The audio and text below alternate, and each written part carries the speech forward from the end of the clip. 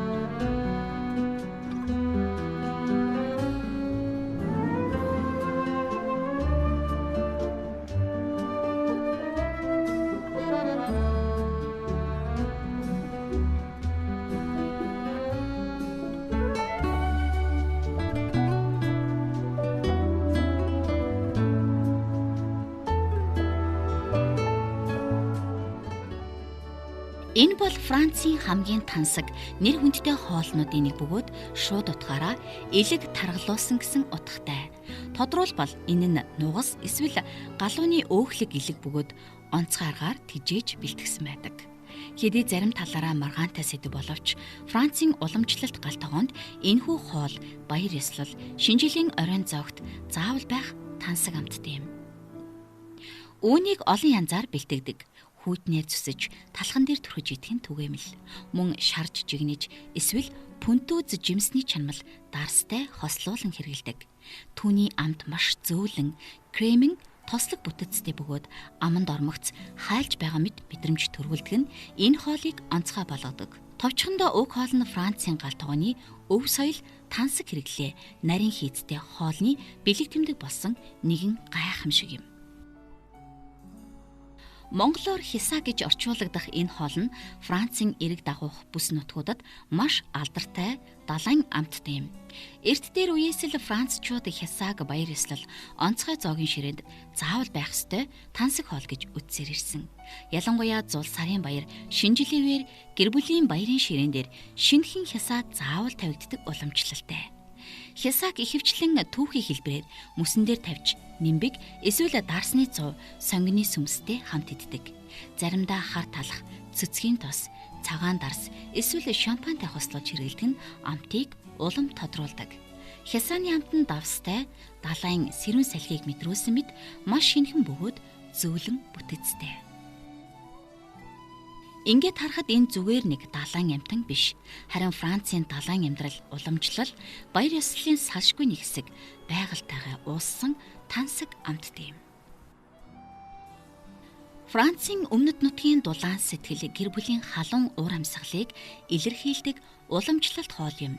Энэ нь цагаан шош, янз бүрийн мах, ихэвчлэн нугас, гахаа мах, хям зэргийг удаан хугацаанд жигнэж болгосон өтгөн тижээллэг сэтгэл дүүргэм зоог үлээ. Энэ нь гоёмсог ресторан биш.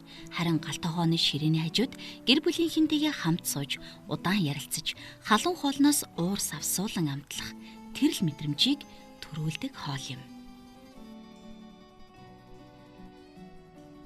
Францын өмнөд хэсэгт орших Баскын бүс нутгийн уламжлалт өнгө үзэмж амт тансаг хосолсон хоол юм. Энэ нь гол төлөв дахианы махыг улаан чинжүү, улаан лойл, сонгин, саримс зэргээр баяжуулсан, сүмсэнд жигнэж болгосон амтлаг хоол үлээ. Дахианы махыг эхлээд шарж гадна талаар нь алтан бор болтол шарсны дараа халуун ногоотой чинжүүтэй ногооны холимогтой хийж бүхэлд нь жигнэж болгосноор мах нь зөөлөн шүүсээр дүүрэн болж ногооны амттай сайтар нэгддэг. Заримдаа баг зэрэг дарс эсвэл халуун амтлагч нэмж өгөх нь хоолны амтыг улам баяжуулдаг. Энэ хоол бол Францын хөдөө нутгийн энгийн хэрнээ сэтгэл шингэсэн хоолны нэг жишээ. Халуун сэтгэлээр хийсэн хоол, байгалийн шинэхэн орц, олон үе дамжсан уламжлалыг илтгэгч энэхүү хоол Францын галт тогооны жинхэнэ амьтай өв юм.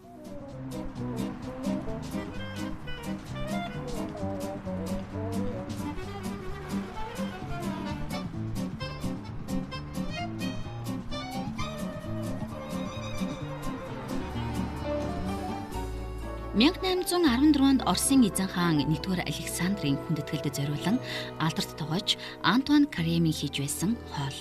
Францын уламжлалт гайхалтай өвөрмөц амттай хоол. Хэдий зарим нэгэн хүнд эмгэн хумс хооллох нь содон сонин сонсогдож мэдэгч францчуудын хувьд энэ бол тансаг нэр хүндтэй зоог юм. Францын зоогийн газруудад баярын ширээ, урт оройн зоогийн үеэр иддэг нэр хүндтэй амттан бөгөөд тус улсын гастрономийн соёлын нэг бэлэг тэмдэг болдог. Энэ нь францчуудын байгалийн орцыг ухаалгаар ашиглах, өвөрмөц зүйлэгч урлаг болгон хувиргах гайхалтай чадруудыг харуулдаг.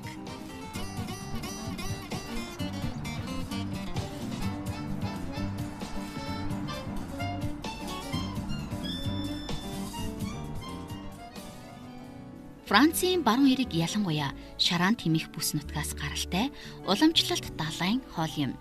Энэ нь хар хисааг амттай өтгөн сүмсэнд чанаж бэлтгэдэг халуун хоол бөгөөд далайн эргийн оршин суугчдын галт тогооны онцлогийг илэрхийлдэг.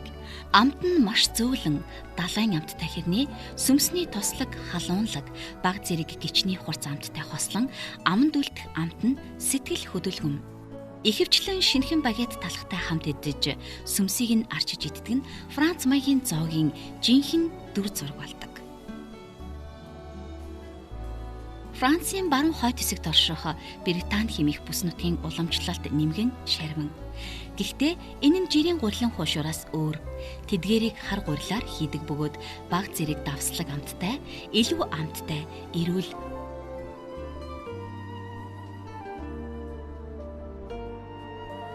хөнгөн бүтэцтэй байдаг. Британи нутгийн иргэд галетийг уламжлалт сидрэ буюу алюминий дарстай хослуулан зоогддог бөгөөд энэ нь нутгийн зоогийн жинхэнэ өнгө төрхийг илтгэдэг. Энгийн хэрний уран хийцтэй амьдралын амт нутгийн ухаан шингэсэн Францын нэгэн онцгой хоол юм.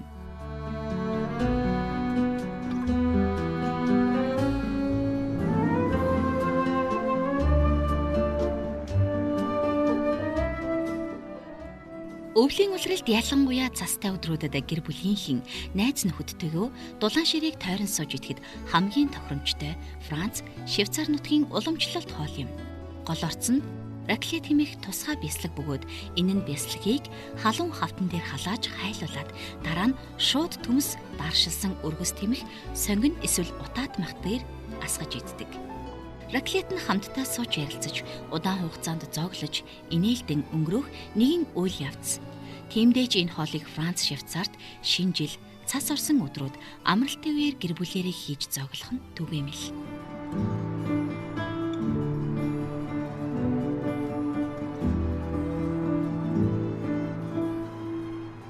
Өвлийн улиралд таатай урамсгал бүрдүүлэх төгс хоол. Энэ хоол нь хайсан бяцлагны сав дээр тойрч суугаад талах, төмс, ногоо, заримдаа мах дүрж идэх уламжлалтай. Хайсан бяцлагыг түлхэхгүйгээр зөөлөн гал дээр байн хотгоно. Зоогийн үеэр хүмбэр, урт сэрээ ашиглан талхны дөрвөлжин цэсмийг дүрж халуун хайсан бяцлагнаас амталдаг. Багет талхнаас гадна чансан төмс, утаат мах, даршилсан өргөс тэмэгч хамт иддэг. Энэ хоол бол зүгээр нэг идэх биш. Энэ бол хамтдаа инээлдэн халуун уур амьсгал дунд сууж удаан хугацаанд ярилцаж өнгөрөөдөг нэгэн баяр. Альпийн цас дуулын хормойд модон байшингийн дулаан галын дэргэд бондо зоглох нь жинхэнэ Францын өвлийн амьдралын нэг хэсэг юм.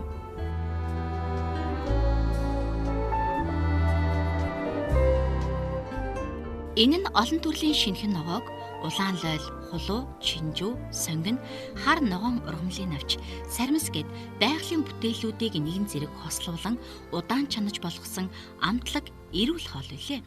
Энэхүү хоолны гол онцлог нь ногоонуудыг тус тусад нь сайтар боловсруулж дараа нь амтлагчтай улаан лолын сүмстэйгээ холих бөгөөд ингэснээр ногооны шинхэн амт үнэр хадгалагдаж хоол нь өнгө үзэмжтэй амтлаг жигд бүтэцтэй болдог.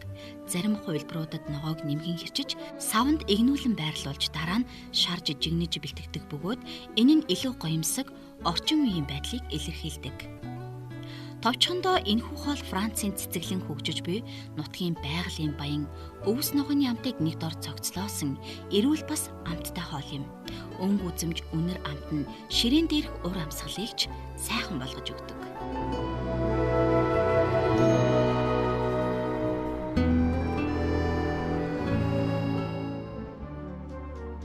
Францын Бургунди бүс нутгаас гаралтай удаан чанаж болгосон амтлаг өтгөн махан хоол юм. Энэ хоолны гол орц нь чанга махны жижиг зүсмүүд бөгөөд тэдгэрийг эхлээд шарж дараа нь улаан дарс, махан булуун, сонгин сармис мөг мөн улаан луун зэрэг орцтой хамт удаан хугацаагаар дөлгөөн гал дээр жигнэн чанана. Хоолыг удаан жигнэхийн тулд мах зөөлрөхөөс гадна улаан дарсны амт, ногоо амтлагч орцнууд нь хоолнд гүн гүнзгий амт үнэрийг өгдөг. Үр дүнд нь махан зөөлөн, шүлэн нөтгөн амтлаг сүмстэй, төстэй бүтэцтэй болдог. Ихэвчлэн энэ хоолыг шарсан төмс эсвэл хөөлгөм талхтай хамт иддэг. Товчхондоо энэ нь Францын улаан дарсны бүс нутгаас гаралтай амтлаг өтгөн уламжлалт махан хоол бөгөөд гэр бүл найз нөхдийн дунд инээд хөөр дулаан ур амьсгалыг авчирдаг өвөрмөц хоол юм.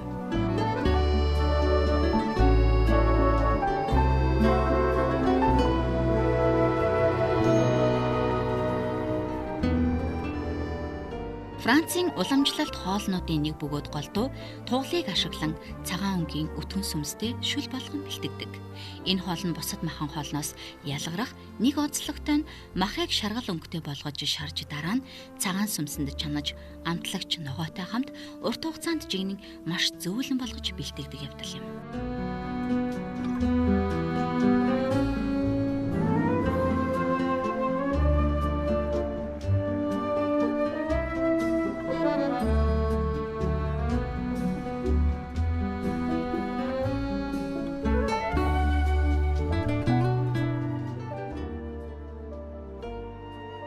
Гадны жуулчдын анхаарлыг ихээхэн татдаг энэхүү хоол болох намгийн ногоо мэлхийн гуй.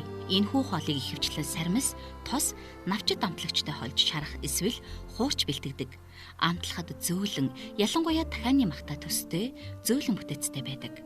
Хоолыг бэлтгэхдээ мэлхийн гуйыг цэвэрлэж, ихэвчлэн шарж, дараа нь сармис болон цөцгийн тосноос бүрдсэн халуун уургаар амталдаг. Заримдаа цагаан дарс, нимбэгний шүүс нэмэх нь амтыг улам гүнзгий болгодог. Улмаар хөнгөнд зөөлөн, сармисны үнрээр дүүрэн амтлаг хоол болж гардаг. Энэхүү хоол нь Францын олон ресторануудын цэснээс зайлшгүй ордог бөгөөд уламжлалт болон орчин үеийн хоолны сонирхогчдын дуртай хоолнуудын нэг юм. Түүнчлэн шин талах цагаан дарс эсвэл хөнгөн шар аригтай хослуулж иддэг.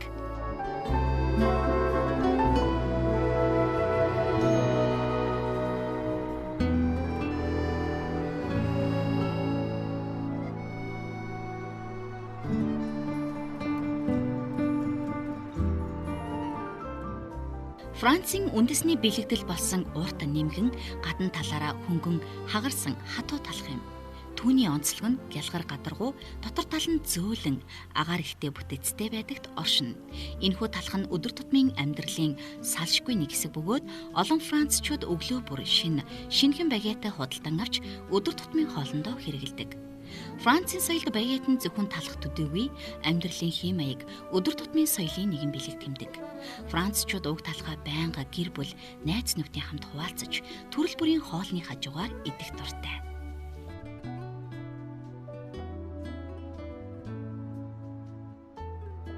16 дугаар зууны үед хатан хаан Катерин де Медичи Францад макароныг оруулж ирсэн бөгөөд Францын хамгийн алдартай амт тонгуудын нэг. Макарон нь олон янзын амттай байж болох бөгөөд хамгийн түгээмэл нь ваниль, цайвар шоколад, гадилгүй зээлзэг нь лаванда зэрэг байдаг. Энэхүү амттад нь гоёмсог өнгө нарийн бүтэц, гүн гүнзгий амтаараа алдартай бөгөөд Францын нарийн бовны урлагийн нэгэн гайхамшиг юм. Товчхондоо макарон нь өнгө үзэмж нарийн бүтэц гүн амттай. Францын уламжлалт амтад нарийн бов бөгөөд түүний бүтээлийн нарийн арга амт нь дэлхийд даяар олон хүний дуртай амттан болгожээ. Францын алдартай баялаг амттай, тансаг бүтэцтэй амттан. Энэ нь гол төлөв өндөгний шар, цэцгий, сахар, ваниль зэргээр хийсэн өтгөн зөөлөн, кремийн үндэстэн бөгөөд хамгийн онцгой хэсэг нь дээр нь байгаа шатсан, карамельдсан сахарын бүрхүүл юм. Энэ нь бусад амттан дотроос онцгой сэтгэл сэргэм, тансаг мэдрэмж төрүүлдэг болгодог.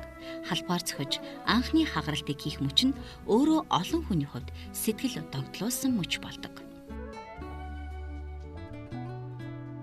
Чухам эдгээр Францын алдартай өвөрмөц хоолнууд зөвхөн амттай байхаас гадна гоо зүйн төгс зохицол, соёлын илэрхийлэл болсон урлаг болж ЮНЕСКО хүртэл Францын хоолны соёлыг дэлхийн бит бус соёлын өв гэж хүлээн зөвшөөрсөн байдаг.